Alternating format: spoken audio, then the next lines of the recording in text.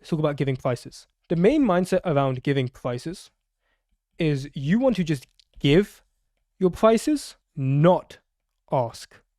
When you ask about prices, like budget, or hey, I want to charge this, does that work? Or I charge between this and this, does that work? No. The whole point of you going through the sales process, of you saying like, here's the current, here's the desired, here's the gap, is when you present a staircase, you have to show certainty. It's sort of like, imagine you went into the shoe shop and you were like, hey, I want this pair of Nikes. This is a shoe. I want this pair of Nikes. You ask the cashier how much it is and they say, oh, between $150 and $400. You'd be like, what the fuck? Like, just tell me how much the shoes are.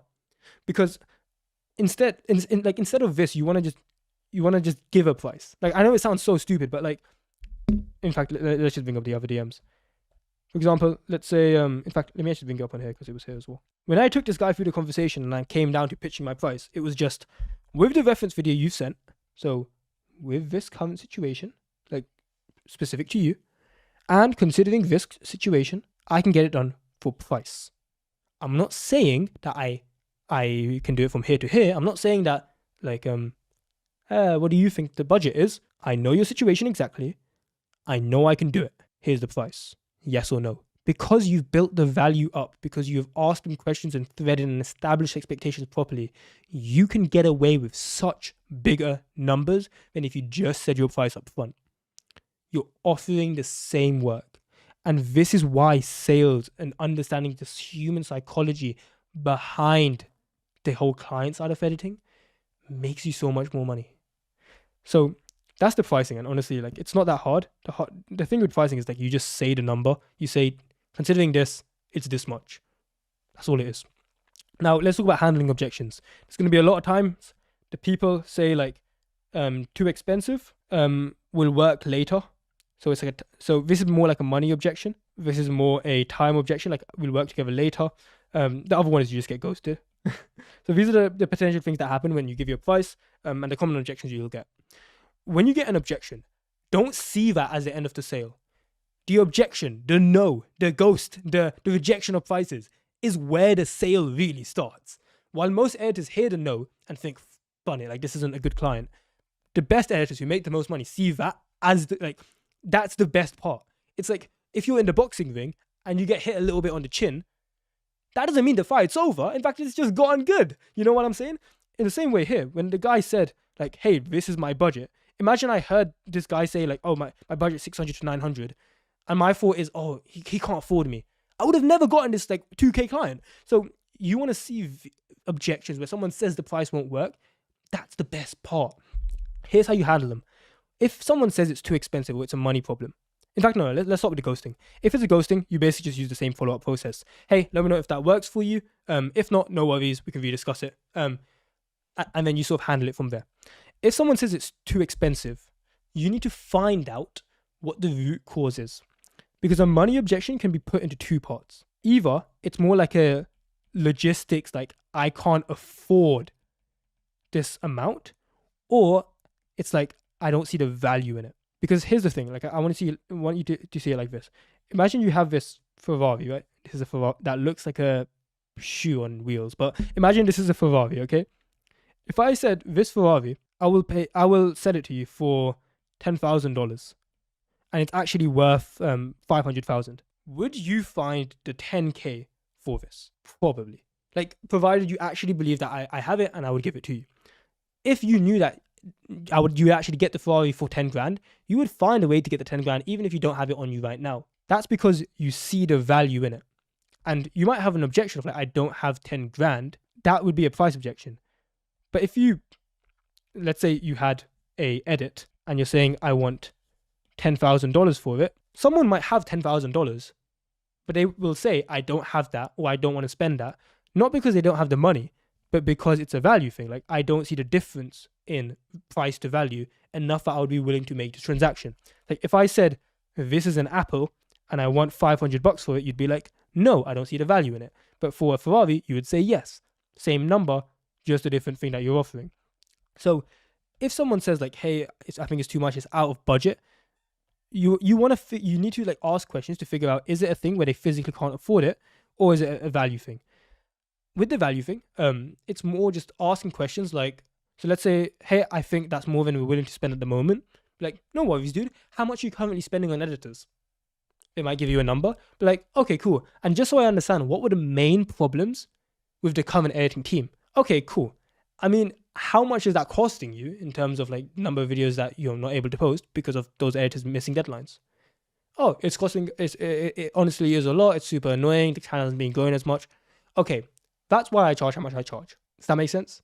So it's sort of like you're retying the value to you're retying like what you do to the value that you actually provide. And as long as you've done a good discovery process, like you've actually asked the good questions to understand current, understand design. If you've asked good questions there, you won't get many value objections. And then what you can do is also like, hey, we can rediscuss it in the future. We can rediscuss the prices once we've worked on a few projects. So if someone has the money but they just don't see the value in it, what you can do is say like, okay, I'm willing to do it for this much, and we can rediscuss it after 2 videos, after the first video. Would that work with you? Or you can ask for something like, cool, I can do it for this number, which is a little bit less, if we can do upfront payment. Like you create some sort of tangent to why you're lowering the price as a negotiation tactic, just so you can get someone in, and then it's easier to raise after that. Now, if someone physically can't afford it, you basically do the same thing, but you're just trying to figure out like what actually makes sense for them. So if you go, I would always assume that it's a value objection, because most people have the money, and if you think that people don't have the money, you will always undersell yourself, because you have this mindset that other people don't have money just because because you wouldn't pay for that. You go in with the mindset that no one else would pay, which makes you cut yourself in these current conversations. But always assume that it's a value objection, and if you really can't get through with it, that's when you handle it as if it's an affordability objection. This is where I like to renegotiate. I'm just going to write renegotiate, but specifically you need to renegotiate terms and pricing. So the worst thing you can ever do, and I call this like the Indian marketplace negotiation, where let's say you said, hey, I want 500 for a video. They say no, and you say, okay, what about 400? Worst way to negotiate, purely because they're going to think like, okay, why did you not just offer me 400 in the first place? If you do this, I promise you, like 9 times out of 10, you'll just get ghosted anyways, even if 400 would have worked. Instead, you want to renegotiate the terms as well as the number. So it's like, okay, 500. They say no. And let's say you were going to do a price drop. It's like, completely understand. I understand. You always react positively. Completely understand. When do you think you would have the first video done? Video ready? When video ready? Okay. And then he might say like next Monday. Be like, perfect. If we can defo work on that video, then I can do X. Like you give your slightly reduced number.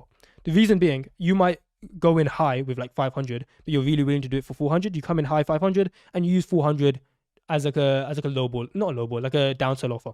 So because I've renegotiated terms saying like, hey, as long as you do this, then I can do Y, then it makes that price drop feel less Indian scam marketplace sort of vibe. And now this guy might say yes, and you'd be like, perfect, dude. Just so I can lock that in, let me know if Stripe or PayPal works. So you collect payment up front, because as soon as you've got payment, that's when the client's actually yours. So that's how you handle the money objections. If it's a time thing, where it's like, hey, we'll work on this next week, or let me just record this video first, a lot of editors think this is actually them closing a client. So it's like, they'll go through the client conversation. The client will say like, perfect, man, let's work together. We'll do your price and I'll get you footage from next week. I'll hit you up when I'm ready. And they don't hit them up. The reason being, a client is only yours when money has actually been sent. So that's why you always want to collect cash up front. So these are actually objections, but editors see it as they've actually closed the client, which is hilarious. So how do you actually handle these objections? The way I like to do it is you want to talk in their interest where payment is actually good. So for most editors, they see it as, oh, if I ask this guy to pay me up front, that's going to be me calling him a scammer, or it's going to be annoying for him. But the thing is, you can actually word it and frame it in a way where them paying up front actually makes it better for them. So in this example, like let's say the guy's like, hey, perfect, I can get it ready in a week. So let's say, hey, I need a week to get this done. Be like, perfect, dude, looking forward to it. Would it be cool to get payment? So would it be cool to get payment up front? And then this is the important thing, so that I can prioritize this video as soon as you have it ready. So I can prioritize, so I can get started as soon as it's ready, so I can make sure to clear out those days. You ask questions like a question like that, because if you can get payment up front, you've locked that client in, first of all. But more importantly, if they say no, I promise you, if you don't handle that objection, or if you didn't ask for upfront payment, they weren't going to reach out to you when they actually said they would. They would have just ghosted you. You're uncovering that real objection. For example, let's say I have another example of a client I closed, because I like to give like different price points. I believe it was the $700 per video guy. Yeah. So it's like here, this guy. Oh, it was not this guy. I lied. Apologies. It was $550 per video. Yeah, for this. This guy said, I was like, hey, does Stripe work? He was like, can I pay after? I held frame. I said, I just do pay first. If you're not comfortable with that, I understand. I do pay first. Cool. Now here's the thing. When it comes to pay first, I saw he had a ton of issues with it. He was like, like I've never had an error to do that. I'm not trying to scam you, like all of that good stuff. And the thing is, he was probably being honest, but subconsciously, if he doesn't pay me, I know he's just gonna want to go to someone else, or he's gonna want to get around his problem in another way. And the thing is, because I've gone through the sales process with him, where I understand his current, I understand his desired, and I'm really I've positioned myself as a staircase. If he goes another day, he's going to get comfortable again and forget that this pain even exists. Because when you're asking those questions, really what you're doing is telling people like, hey, you already had this problem in front of you. It's just that you were blind to it. Like your brain kind of hid it. You were coping. I brought this pain in front of you because it's genuinely there. It's just that you've been coping all this time. And now you're in enough pain to take action. So that sort of situation I got him in, if I let him take another day or pay after, the pain would have been gone, meaning he would have just not solved his problem that he had. And if I don't solve the problem, I wouldn't have removed the pain, I wouldn't have created the value, I wouldn't have made the money. So that's why I got payment up front. And really what it's about is you're just holding frame. Like this guy went back and forth. And then he finally cracked, says, I'll pay up front. If you're all cool with that, then we collected payment up front. So when it comes to handling this, oh, I'll work with it later, or I'll pay you later, or is it cool that I record this video first? You'd be like, no worries, dude. Of course you can. How about this? Let's get payment sorted up front. Let's get payment sorted. That way I can get started straight away. So that's how you handle those objections. And we've already done the ghosted one. If you're a freelance video editor and you want to get more clients, I've got something for you. It's a completely free outreach tracker. It's the same one we use with all our coaching students. And it's going to allow you to be able to send more messages to potential clients, get more replies, and also be able to close them at higher rates. So go get that free tracker in the description. After you signed up for it, I'm going to send it straight to your email. I'm going to give you a bit more information on how I personally help video editors. So if you do want to get more help, you can apply there. But whether you get my further help or not, just go and get the free tracker for now, because at least you're going to be able to run this on your own for a while.